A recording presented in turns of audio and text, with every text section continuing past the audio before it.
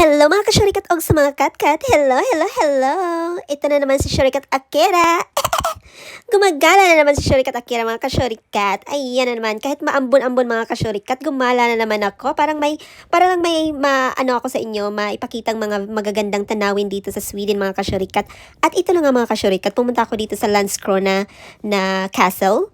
At ayan, tingnan yung paligid ko. Ito yung castle sa Landskrona. Pinuntahan ko talaga ito mga kasyurikat para sa inyo, para may pakita ako sa inyo na magandang mga tanawin dito sa Sweden. Isa ito sa magagandang tourist spot dito sa Landskrona, Sweden mga kasyurikat, itong castle na ito na pinuntahan ko ngayon. At marami pang mga gandang mga tourist spot dito sa Landskrona na kailangan nating puntahan. Pero inuna ko muna dito ang castle. Alam niyo naman, nag-hunting tayo ng mga junjun, mga castle pala. Nagtataka ako mga kasyurikat, bakit yung mga castle dito sa Sweden, surrounded by water? Mayroon talaga siyang mga lake doon sa, nakasurround sa castle.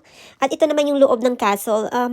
Parang may nakatira dito. Kasi may nakikita kasi akong mga tao na na parang nagdadala ng mga gamit nila. Iwan ko lang kung ano talaga dito sa loob. Pero hindi na ako nagtanong kasi ang tahimik naman kasi wala masyadong tao mga kasyurikat.